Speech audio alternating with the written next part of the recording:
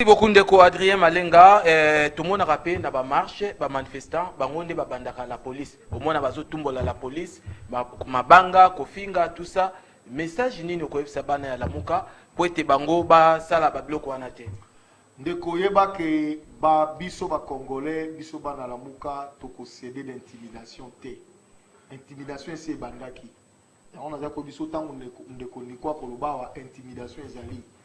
Parce que ça là-bas jeunes ya la muka lelo au badai ko la sensibilisation porte à porte na changu police a intimidé bango to ici la police a ko intimider peuple te aza au service ya peuple mais ba ba ke to ko céder l'intimidation te ndekolens na oza journaliste na lingi o vérifier likambo oyo à chaque fois biso bana la muka to sala ka manifestation ils ont 0 mort, 0 blessé. Okay. Parce que tous ont discipliné. Quand le président Ali Martin Fayou m'a dit, à niveau Anjidi, la police est menacée et zokisi bateau. Oyokana noté la muka tamboli policier à Koufi. Oyokana noté la muka tamboli bazikisi ndaka bateau. Te biso toko tambola na aliment. Mais to boy d'intimidation et la police. La police est à disposition utile pour encadrer marche nabiso ya lundi le 13. Parce que nyon ce que l'Obama, mais il faut pas être biso toko tambola le 13 toko provoquer la police te, la police peut provoquer biso te.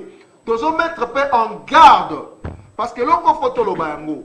To mona ki bande kwa IDPS batamboli uta ba uta ki échangeur ti ba ko koma na bongabi la police a ko encadrer bango biso to ko zela la police lundi et encadrer biso ba axe no soto pesi gouverneur a yebi la police etambola la biso encadrer biso ba lobi o zone ya parler du peuple biso to koma na parler du peuple te biso eza esplanade ya boulevard triomphal donc il y a pas de raison que Baya ko perturber marche nabiso. To boy provocation, la police to ko insister bas à disposition pour nous encadrer marche ya peuple. Donc likambo ezali wana ndeko biso to ko céder l'intimidation te, to ko céder na provocation te. Pour makambo to zo bundela ezali kolo ya ba provocation na ba calcul politicien za ko lekanzela la police pour ba lembisa peuple. Mais ba que peuple a ça telemi, le train est en marche, makambo ko kende tiki no peuple à récupérer souveraineté. Merci beaucoup ndeko Adrien Malenga, chers téléspectateurs, comme vous pouvez le remarquer, mobilisation eza makasi bandeko bazoya sekoya bazoya misusu bakeye misusu alors na yango tozana ndeko Blanchard Mongomba yepe akomeli biso ndeko Mbote Mbote ndeko Lance Mbote na bayi bakolo spécial vérité des yeux de bayi bazali kolanda biso Congo Mobimba, Kisasa, Angola, partout. Topesi bino mbote awa biso banso tozali préparer makanisi na biso ezali pona lundi le lenge nini peuple akotali sa démonstration na ye ete azali kolo pouvoir yende souverain yende mokonzi oyo apesaka bokambi. Alors, yo outi na terrain, tension ezandenge nini, préparation ezandenge nini si terrain. Non, na banza ete ndeko Lens na koloba eloko ya sikate na mai na uti kolanda awa bandeko Adrien Malenga ndeko Nico Maengele bandeko balobi parce que oyebi ete to monaki bato basusu balingomba lokola ba IDPS wana to moni ba marché to moni ba to ya PPRD ba mikolo eleka kuna bozobosana baleka ba yati devant parler du peuple wana ba buka biloko ya bato moto aloba eloko te mais lelo yo il faut comprendre ete agitation o ekomi na mitu ya bato bazali kokamba contre volonté ya peuple congolais ezali agitation o ezako se justifier na le fait que bokambi o bazali na yango ezali bokambi ya bango te. Parce que moto apesa ka bokambi ezali nde peuple. Siko ye peuple wana alobi na lingi na manifester parce que likolo ya mibeko ezali ngai peuple. Siko na moni yo moto na pesi bokambi. Ozotosa mibeko o nga na pesi yo okamba pona ngai te. Tika na tambola pona tali serete ozali ko sala mosala mabe. Siko yo moto mi lobi te ozana bokambi po ete peuple nda atinda yo. Ozobanga pona nini? Moto na esengeli to mitu na yango wana. Pona nini ngobila azali kobanga komona peuple oyo azali kolo bokambi kolo bokambi pamba te yazali mokonzi ye moto apesaka bokambi alingi ya manifeste ki bokonzi na ye ngubi loko banga pona nini bapolisier oyo lingi otinda bango babundisa mokonzi oyo apesa yo bokambi ozotinda bango pona nini pamba te policier wana afutamaka na misolo ya mokonzi yo ngobila ofutamaka na misolo ya mokonzi eyano na motuna wana ndeko Lens ezali simple ezali ete légitimité bokambi o peuple apesaka bango bandeko wana bazali na yango te yango moni ntango kolo pouvoir alobi ete esengeli atambola mpona komanifeste bonkumu na ye esengeli atambola mpona komanifeste souveraineté na ye moto oyo aya na bokambi contre volonté ya peuple moto oyo aya na bokambi en violation ya volonté ya souverain abandi kolenga pamba te ayebi ete peuple azalaka kaka na deux possibilités to denzela ya komanifeste bokonzi na ye ya liboso ezali par de voie démocratique oyo ye moko peuple aloba ete nasali mibeko yo moto olingi ozwa bokambi ekouti epai na nga mokonzi peuple tosa mobeko likonzi constitution oyo elobi ete peuple azali souverain tosa mobeko likonzi oyo elobi ete respect ya loi respect ya mibeko miso nzoka nde soki otali Kabila azali dictateur Kabila azali moto atosaka mibeko te yango peuple alobi lokola bolingi kotosa mibeko te yo na baalie na yo bosangani bosali likopa po ete bomanke ngai respect ngai peuple esengeli nabima na balabala mpona manifeste bonkumu bokonzi souveraineté na ngai yango wana omoni peuple ntango alobi ete nazali kobima bango banso bakomi kobanga bakomi kokanga bato bakomi koboma ndenge touti koyoka mayendeko niko mayengela outi koloba wana bandeko ya kalamu bayebisi ngai ete kuna mpe ezali bobelesi lolenge moko bazali kotambola na bamoto na basiple mpona kotalisa ete mokolo ya lendi tokobima biso banso lokola biso tokokutana na bayaka po ete tokumbana kino na enseignement babandi deja kointimide bango yango biso tozali koloba awa bayilamuka tozali bana ya peuple bayilamuka totambolaka selon mitindo oyo mokonzi peuple apesaka biso yo policier yo ngobila yo bourgmestre moto nyonso oyo oyebi ete ozali na légitimité te oyebi ete bokambi ozali na yango euta epai ya peuple te salake ba peuple batiaka ye mosapi na miso te peuple badefiaka ye te lendi ndenge tolobi biso banso tokokita na balabala mpona kosimba eloko ya moto te mpona kobuka eloko ya moto te kasi mpona kotalisa komanifeste colère citoyenne oyo tozali na yango mpona komanifeste volonté na biso ya kokende na bareforme oyo ekosala ete peuple a récupéré souveraineté na ye pamba te na suka wana ndeko Lens bolimbisi omoni bato oyo batambolaki mikolo mileki babuki batumbi babeti biloko ya bato oyebi mpona nini parce que bango susi na bango ezali ete baintimide dictateur bango bakanisi ete bakorecadre etamboli ya dictateur biso tolobi dictateur barecadraka ete dictateur basokolaka elongi te dictateur base débarasaka na ye yango moni namuka lokola totosaka mbela ya peuple tolobi otomi débarase na dictateur esengeli tokende na bareforme générale oyo ekosala ete Allô ndeko Allô, bonjour. Allô obengi biso wapi pe komona onani Bonjour. Alors, bonjour. Abengi alimete kopo na ngale.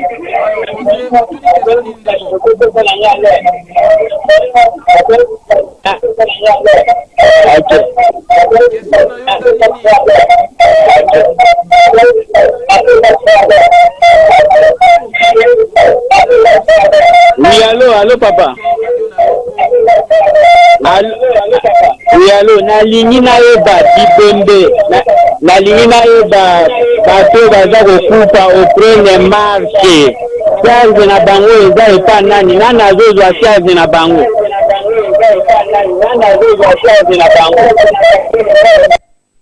Merci beaucoup ndeko atuni bato oyo bazokufa mpona marche charge na bango eza epa ya nani. Alors merci ndeko yo zaki na maloba nazoluka pe pa ya ndeko Nico auti na terrain ye alobi ke plainte moko za déjà contre ndeko bourgmestre oyo ye moko ayebi ndeko yebisa biso nanu ndeko moko atuni biso motuna awa dikambango eza ndenge nini ndeko oyo akufi ndenge nini pe plainte na yo obongisi yango ndenge nini. Merci beaucoup ndeko biso tali bato batambola na mabele na cité monsieur Gatembo bourgmestre Kimbaseke. On vient de m'envoyer même un nom. Un certain junior. O ali moko ya banana ye. Ye abambi moto libanga. Moto awei. Paisible citoyen. Bah, ici, que le bourgmestre entretient un groupe de Koulouna. Oh, bazo semer terreur, insécurité na Kimbaseke. Les jeunes gens, on se mobilisés pour avoir marché. Le bourgmestre envoie son équipe de Koulouna pour les terroriser. La preuve, elle est là, mais c'est parce que Babambie Libanga ya Mouelon na Moutou. A Koufi. Moto la bomie, Ali na bon moi, Ali libre. Ndeko Pasco abani na balabala ni ndeko. Ndeko Pasco, soko kei na Kingasani. Au coup de croisement, révolution, na Mobutu, a venu moi, ezali wana Kimpushi. Kenda ko vérifier. Azali wana, na rayon wana. Na kopesa o photo ko lakisa. Ba ko funda bourgmestre. Bourgmestre prof Gatembo. Na kiti wana pona koma na ndako na ye nzela kutu ya lite. Yo bourgmestre atako bongisa liboso lopango na ote. Mabulu na entrée ya Saint-Paul. Nzela motu ke ya lite, nzela ya moto ya lite. Yo ko bomba bakuluna na lopango na ye. Ya ali na veni ausa. Wanyana bokebi. Azaile wana na ausa, na Kingasani. Toyeye ausa. Na uti na mabele. Donc, il y a qui me Gatembo tika ko terroriser peuple. Pour qu'il pense que à elle seule comme commune, c'est plus d'1 million d'habitants. Et fois Keba. Donc, normalement, on était déjà à plus d'1,5 million. Donc, c'est plus de 2 millions d'habitants. Alors, tant qu'on y a côté, on a pas dit suspendu. Tant qu'on va réhabiliter, insécurité dans qui pense qu'il est. Parce qu'on casse à moto machette na moi. Pour akobele là, to bima, to tambola. Parce que ça a des groupes bakuluna bakobunda. Oh bourgmestre ndako entretenir bakuluna na ndako na ye. Na ngambo na ye. Ava un conflit na la police ya Kimbaseke. La police bakokanga.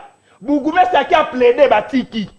Même bakonza la police na ye bakoyokana te. Sikoyo koyebisanga nini. Ndeko pour na marche toko funda ye famille balobi déjà bako funda ya kendaki epa ya famille bacha mwana na ki akufia zali kuluna l'état kundae famille boyi e bembe na morgue nano ebilimité babi mwana mso ali kuluna te toko tie na liste ba kuluna te po yende mokonza ba kuluna na lobi bien na Kimbaseke to ali na quartier 17 mai na terrain Saint-Paul ndako na bourgmestre ya liwana sika oyoyo insécurité a créé pour créer terreur moto atambola te biso na Kimbaseke to ngana obana marche na ngai na liboso lopango bourgmestre na Saint-Paul na kokenda na kozwa bana nyoso ya quartier 17 mai bana Kingasani bosela Nico Maengele to kobima bourgmestre ya Palou ba rebelle ya Palou comme ça ba empêcher biso to tambola te puis ba boma biso pour marche ya le 13 biso na yambi ba appel j'étais na Tchangu na kota Kinjili na koti même ti na Rai toi na Masina Pascal. Moto moko a interpellé conscience na ngai. Une maman na paroisse Saint-Boniface. Alobi papa Nico. Ngana ko bima pona ronsard te. Bato bo bima pona ronsard bo bima. Ngai maman na bel estomac. Na belle tension. Tango na oki ba proclamer Tshilombo président. Ngai mwana na ngai asalaki na seni. Ayebisa ngai obi Tshilombo longa te Fayulu longa. Lokola babotola ngai victoire. Tika ngai. Si j'ai en marche et ali motivation c'est là. Laisse s'il vous plaît, tu n'es pas le préfet de mon raisonnement. Non, tu n'es pas le s'il vous plaît, écoutez. Attendez. Oh non. Oh non, laisse. Attendez, s'il vous plaît, je vais citer. Attendez. Presque aux le batté. Blacha ou Zamalobaté, sinon on doit te sanctionner. Laissez-moi citer, je réfléchis. Je cite d'abord, je réfléchis, sinon je parle. J'ai réfléchi d'abord. Tu ne peux pas faire le jeu de Kabila sur ce plateau. Quand on parlait de la victoire de Fayoulou, Moutolobi n'a pas marché parce que Fayoulou va voter dans la victoire. On va déjà le noter. Ah, dans ce cas, je parle. Tu fais le jeu du pouvoir. Ndeko Prince Epenge oyoki ndenge motuna ndeko atuni alobi bato o bazokufa charge na bango eza maboko ya nani? Non, écoutez, tout d'abord, il n'est pas concevable que Moutou akufa na marche. Il n'est pas tout simplement concevable. Avant les élections, nous partions marcher. L'armée, la police de Kabila a tué les gens. On nous disait, vous êtes dans un régime dictatorial, c'est normal et tout ça. Nos amis de l'IDPS, nous étions là, on voyait. Il y a eu des gens brûlés vifs dans ce pays-ci. Parce que tout simplement, Babimi, quand on a exprimé point de vue dans Bango, ils allaient droit garanti par la Constitution. Ce qui est curieux, c'est qu'après les élections, vous savez que les élections de 2018 étaient les élections du changement. Mais après les élections du changement, en 2020, quand nous descendons pour marcher, certains policiers, certains militaires s'amusent à nous tirer dessus et à nous tuer. Là, on arrive à ne rien comprendre. Et la question qu'on peut se poser, est-ce que vraiment il y a eu changement dans ce pays? Est-ce que vraiment il y a eu alternance dans ce pays? La réponse, elle est toute simple. Il n'y a ni alternance, ni changement, mais plutôt il y a la continuité du système Kabila. Donc, papa a tenu mutuna ye baete, marche et koki koboma batote. Ce qui marche, Montawei, responsable ezali na kala to bandako lo basoki mutakufi na marche tobi ezali Kabila.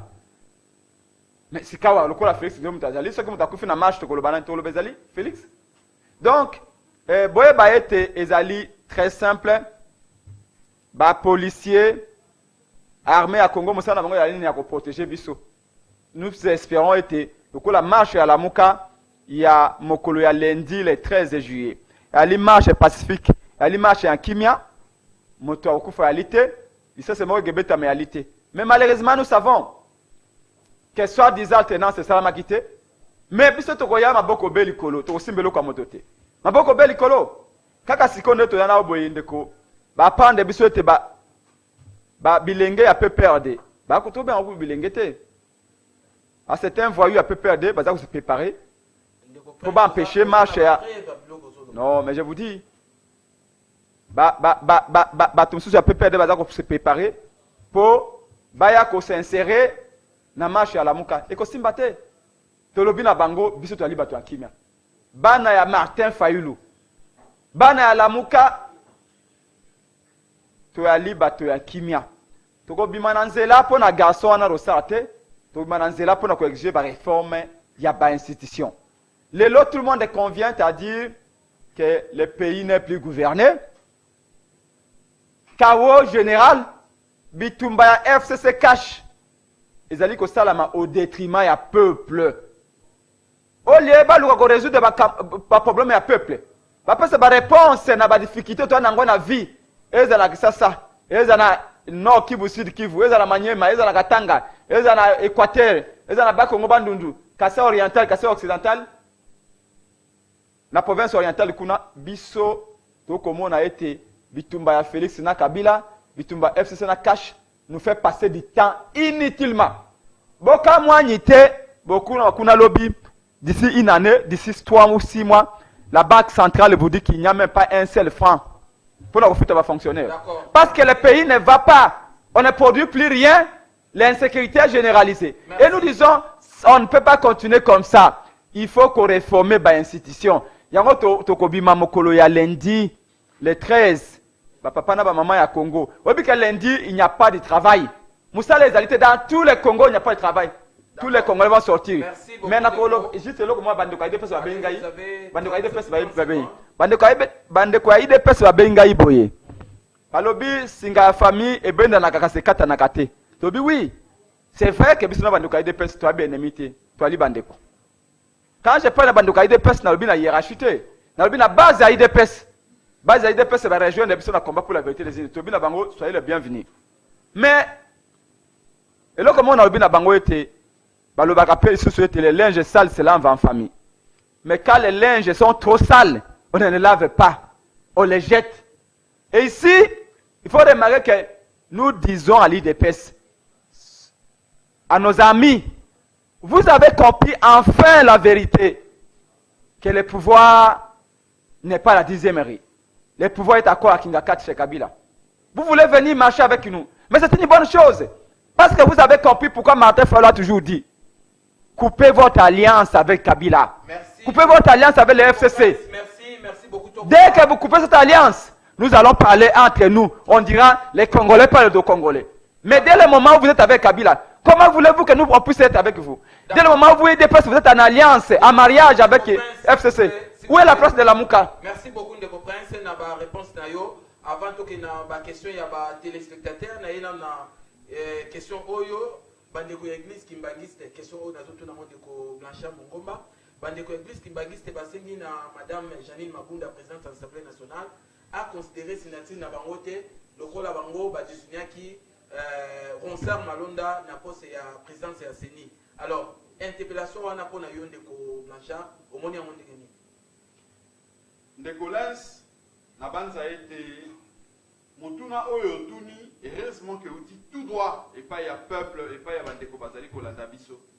Tango to bandaki koyebisa yo awa ete biso baila muka toyaka na etando ike toyaka na micro na yo pona ko lekisa tango pamba te toyaka na micro na yo kopesa oyo ezali information ya solo pe kotalisa lolenge nini esengeli na biso ko se comporter pona ko bima na kati na molili tokendeki kokuta na banganga nzambe totalisi bango ete nzela bokendeki ezali nzela ya mabembe plazali na kanda na bino pe bandeko ya ngomba katolika bandeko ya église protestante au Congo ba reconnaître mbeba basengi bolimbisi epai ya peuple nzokande wana nazotalisa ete soubassement oyo esali ete kombo ya malonda ebima liboso ndenge lelo bazoyembaka yango nzembo ezali soubassement ya Kingakati base oyo esali ete kombo ya malonda ekoma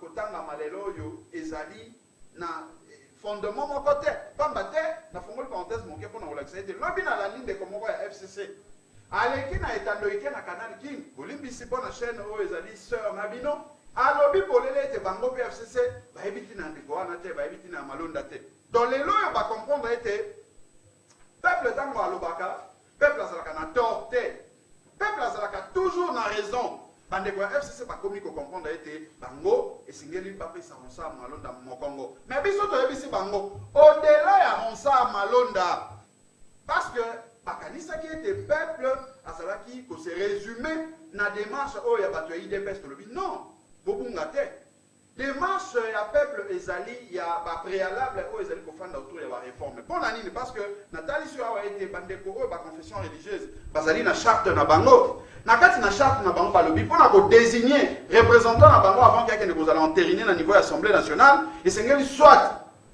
à défaut ya consensus bakende na vote donc consensus nde ezali mode par excellence oyo esengeli na bango badésigner moto mais bango balobaki yambo ete totia ba candidature esengeli chaque candidat azwa parrainage ya eyamba oyo ya ye epai wapi asambela namoni bandeko bazotambwisa CV ya Ronsard Malonda tala expérience monene nzokande expérience wana nyonso tu soki oluki résumé nango ezali ya bosoto ezali ya tricherie. Merci ndeko Blanchard. Non, motuna na yo nazo ya ndeko Lens ngai na kosenga bolimbisi pesa ngangonga pamba te ezali mathématique te na pesa parce que dans EKI esengeli na biso ko 4 émissions na kokende na lombangu mpona kotalisa ete Ronsard Malonda bato oyo yake ndeki kobondela bango selon que Kingakati etindaki ekende pa ya bakimbangiste basi bawangani balobi toyebi yo te moto oyo pe andimaki kotia ye wana basanctionne ye basuspendre ye sika oyo ntango ekei même na niveau ya assemblée nationale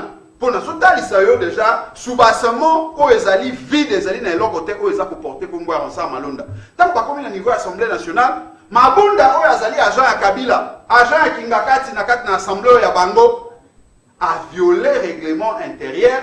Na komema ka kombo ya ensemble Malonda ezala entériné par la plénière sans que est passé donc bango babina o babenga préalable ndeko na ngai. Par le but préalable, le règlement intérieur, le but préalable, les alliés pour mettre en place une commission pour étudier régularité.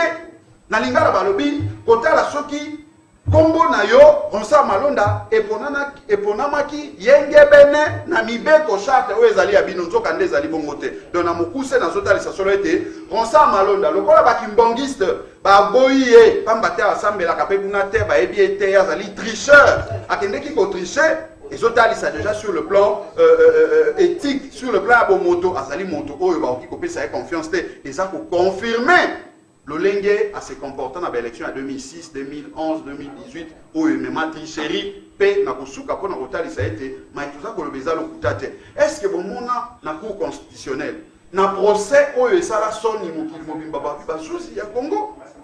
Comment va coquille kokata li Kambobwe? Mon bec où le bien était résultat. Il y a vote. Et c'est ce a publié bureau de vote par bureau de vote. Mais tout le monde mais boni de côté lombo tout le monde a résultat oh ya yé c'est qu'on va publier bureau par bureau te. Oui bien on ça Malonda ya no appelle ça. Alors que Mobé Koli conduit le bill comme loi électorale et le bill comme Moussouya le bill non.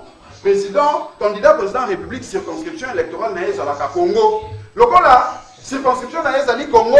Et c'est militaire, tu publié résultat bureau par bureau. Yango moni, tu publié résultat na mobimba la moko to bitala moto o balobia za expérience azali moto ya Blanchard. Yango to ko suki sapona ko loba ete les 13 oyo. Soki peuple akotambola, soki peuple akobima na kimia na esengo d'ailleurs. Ezali po ete azali ko manifester souveraineté na ye, azali ko manifester droit na ye ya bonkumu pamba te. Peuple a koki kondima tete à la prise en otage par un groupe yabato o bakangami na kati na kingakati azwama en otage et pas yabato o bafani na kati na assemblée nationale azwama en otage et pas yangobila na bato babandi ete basali na droit likolo ya peuple wana donc ça va le linge to ko na mukuse mutuna oyo ndeko atuni to leki na ba question ya ba téléspectateurs ndeko moko abengi biso depuis Tchangu alobi. Pour la Nini Lamuka ne peut pas demander au peuple 4 jours de marche si Kabila a kendé depuis Tchangu. Bon. Non, mais c'est au peuple de décider de ce qu'il doit faire de son avenir. Tu sais que si tu vas aller au Bébalobé, à peuple. Parce que papa, tu sais dans le Bakanen. Mukolo peuple a kobimananzela. Ça va pas ça un mot d'ordre. Mukolo yo ande Congo comme vraiment n'était des doigts Congo comme libre. D'accord. Bino bomona ka baninga mso ba algérien. Bomona kina Burkina Faso kuna, même na Soudan. On n'a jamais donné un mot d'ordre. Quand tu ne manges pas, ce ne sont pas des politiciens. Quand tu souffres, quand tu es dans l'insécurité, quand les prix du pain augmentent, quand tu n'arrives même pas à payer les loyers, c'est à toi de prendre ton destin à meilleur global. Non, trop c'est trop, on sort. Et c'est ça la véritable liberté. Vous avez droit de dire, voilà, aujourd'hui trop c'est trop. Ce qui ne sont pas, parce qu'on dit ceci. Tout dirigeant politique qui cesse de travailler pour l'intérêt du peuple devient automatiquement illégitime. Merci beaucoup, Moutuna Moussezali. Vous êtes une position très faible. Laissez que l'IDPS vous accompagne. Quelque part, nous sommes d'accord avec vous pour que l'IDPS vienne chez nous. La Mouka, il doit rompre avec les FCC. Depuis Banzeme, depuis Mongafula. C'est justement. Juste un élément. C'est ce que nous avions dit et ce que je venais de dire ici. Que nous ne pouvons pas être avec l'IDPS et en même temps l'IDPS être avec Kabila. Ce n'est pas possible, c'est ce que nous disons. Dieu merci, la base de l'IDPS a compris et a rejoint une année après le combat pour la vérité des urnes. Parce que l'IDPS dit que tous les députés de Kabila ont été nommés. Donc, si les députés de Kabila ont été nommés, c'est que le président lui aussi a été nommé. Alors, tirons les conséquences, s'il vous plaît, tirons les conséquences, et que toutes les institutions tombent, on fait les réformes, et on va aux élections anticipées. Martin Fayulu avait vu ça, je suis en disant, une année avant tout le monde. Martin Fayulu avait vu que Félix et Kabila vont se cogner les têtes dans les murs bientôt. Et la réponse est là. Allez voir la souffrance de notre peuple. J'ai dit ceci, le peuple a le droit de manifester. Le peuple ne mange plus. Le peuple ne dort plus. Les gens sont dans l'insomnie chaque jour. On ne sait pas comment les affaires vont étudier. On ne sait pas comment on va payer les loyers. On est insécurisé. À l'est du pays, les gens continuent à se faire tuer. Et donc, ici, il faut tirer les conséquences. Nous disons à l'IDPS, rompez tout d'abord votre mariage avec Kabila. Ceux qui ont Kabila FCC, on va parler entre nous les Congolais. Comme De Gaulle disait, les Français parlent aux Français, les Congolais vont parler aux Congolais. Mais vous êtes avec le FCC, vous êtes avec Kabila. Tantôt vous dites, Kabila nous bloque, Kabila nous empêche de travailler. Mais entre-temps, vous êtes avec lui. Et vous nous demandez, nous, de parler avec vous. Ce n'est pas possible. Ndeko Blanchard, Ndeko Moussa Lobi Awa, dollar est commis à 200 000. Et bongo la 250, 200, 2050 francs. 20 000 francs. Et bongo la mouka bolobi nini. Ndeko Nangai, Nabanza était d'abord merci pour na motuna na yo. Ils ont confirmé était tosali boulami balé ya gachi. To perdre tango alors que na moment oyo Ndeko Nangai. Et sengelaki tango pesaki bokambi na yo et pa ya mona mboka Martin Fayulu. Déjà oyo to ngai totala to ya croissance et comme na niveau nini.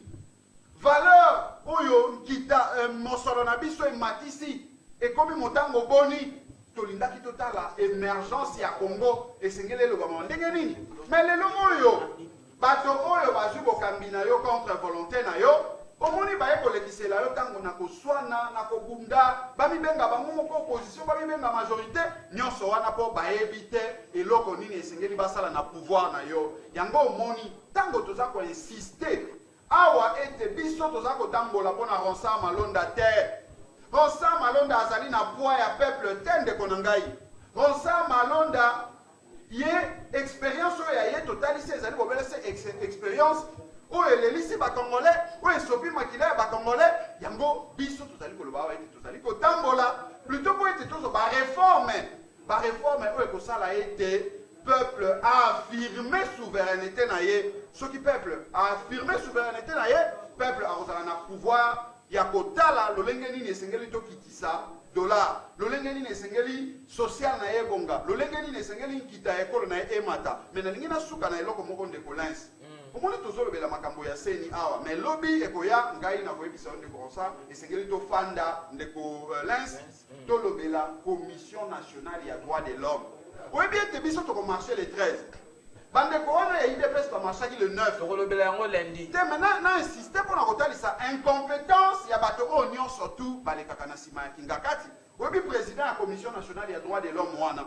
Ya zalaki membre ya parti politique ya papa na biso banza molimo na yepe mana kimia.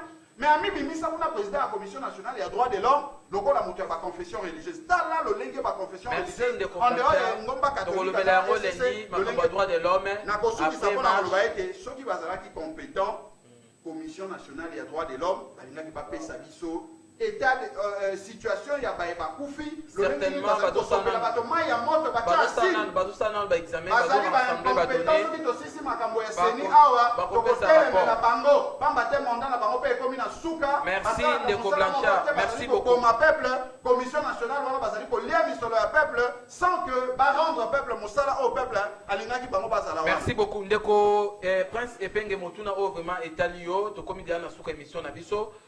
Balobi boye Prince Epenge na maître Nico baye bisabiso Francis Kalombo aza nani Francis Kalombo azo soutenir IDPS et aza nani na lamuka voilà.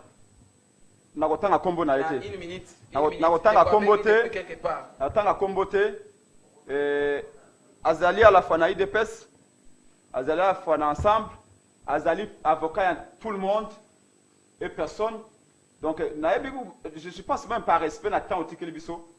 Ba Congolais, ba koye ba azanani. Merci. Aza tellement ezalo kola mwende makambo ezaka ya ba objet non identifié. Ovini. Donc moi je parle pas, je préfère parler de l'itinéraire. Oui, si vous me permettez. Vous permettez, oui.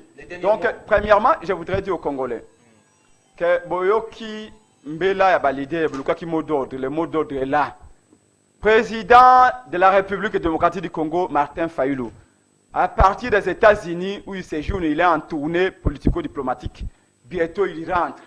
Merci tout d'abord à la population, à la population de Maniema. à nos frères de l'Ituri qui réclament l'arrivée de Martin Fayulu en Ituri. Je parle en français parce que mon lingala à l'intérieur donc, à nos frères de l'Ituri, Martin Fayulu va venir. Vous avez dit que vous souffrez beaucoup et il va venir vous visiter. À nos frères de Bazouele ou Touele, Ben Boutembo, votre président Martin Fayulu arrive. Bongandanga, Basankusu, il arrive aussi parce que vous le réclamez. Et pour la marche, nous répondons donc à l'appel, au mot d'ordre de nos leaders de la Mouka. Jean-Pierre Bagombo, coordonnateur en exercice de la Mouka Adolphe Mozito, nous ont dit, vous avez les droits. C'est l'article 26 de la Constitution. Nous allons marcher donc, c'est lundi 13 juillet. 8 heures, l'itinéraire principal, c'est des bonhommes dans la Tchangou, à 100 mètres de Pont-Matete. Nous serons tous là, on sera 1 million, 2 millions.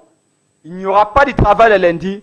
Tout le monde, au nom de la partie de Lumumba, de Mouzé Kabila, de Mobutu, de Kassavubu, de Tchombe, de Abbé Maloula, nous serons là. Nous allons quitter 9h, 10h, on quitte là. On va prendre échanger de limité pour saluer en passant Patrice Lumumba. On parle le boulevard Lumumba, s'il vous plaît, je chute. On arrive à la première limité, Sendwe, jusqu'au niveau des triomphales.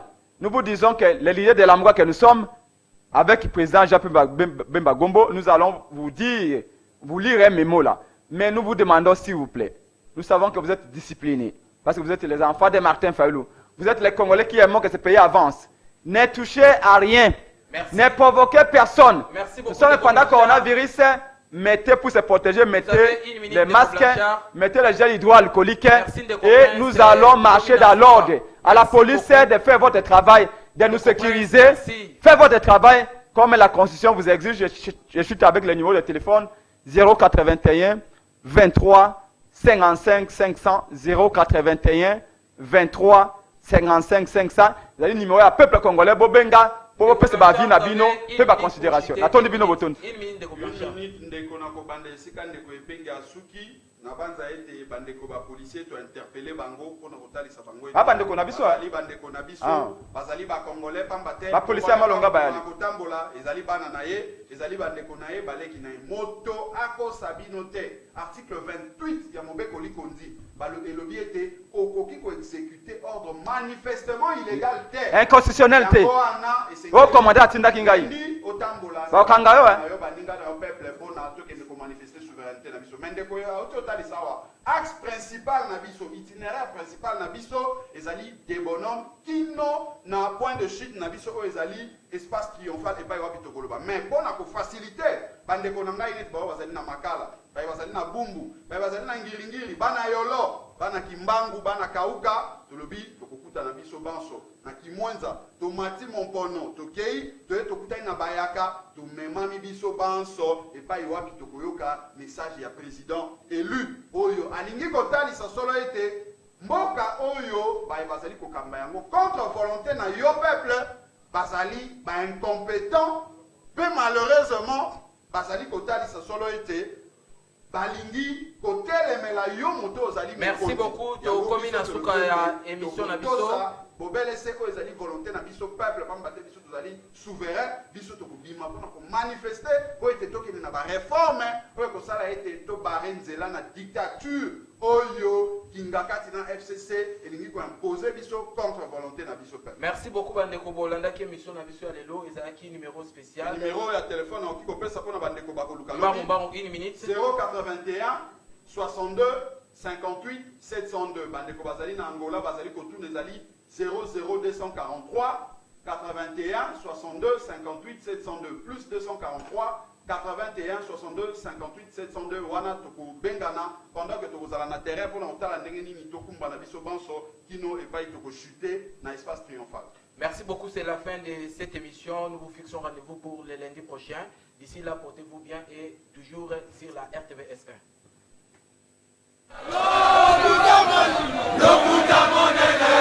La plateforme Lamouka, par l'entremise de ses leaders, dont Adolphe Mouzito, autorité morale de Nouvel Élan et coordonnateur de la coalition Lamouka, Jean-Pierre Bemba Gombo, président du MLC, Moïse Katumbi Chapwe, président de l'Ensemble pour la République, ainsi que Martin Fayulu Madidi, le président élu, invite les Congolaises et Congolais à une marche pacifique ce lundi 13 juillet 2020 à Kinshasa et dans toute l'étendue du territoire national.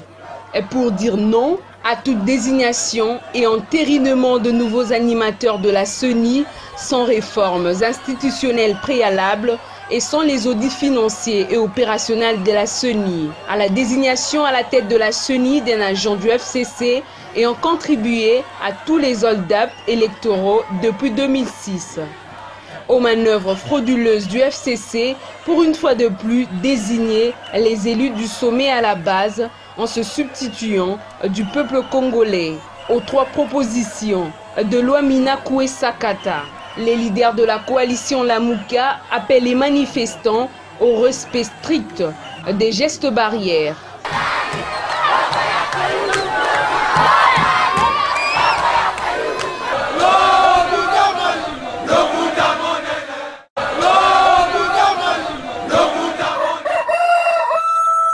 Yoka, bomonate, bilopa boye bomonate, bapase aboye bomonate, toloba o tolobate, bomonate, bilopa boye bomonate, bapase aboye bomonate, toloba o tolobate, yeah. Bomonate, bilopa boye bomonate, bapase aboye bomonate, toloba o tolobate, bomonate, bilopa boye bomonate, bapase aboye bomonate. Toloba o tolobate, bomonate, bilopa boye bomonate, bapase aboye bomonate, toloba o tolobate, bomonate, bilopa boye bomonate, bapase aboye bomonate, toloba o tolobate, adéputé bolobate, tonfo cabino bolobate, maezate bolobate, courante bolobate, bayi bambongo bolobate, tobi kana fulu bolobate. Nzele beki bo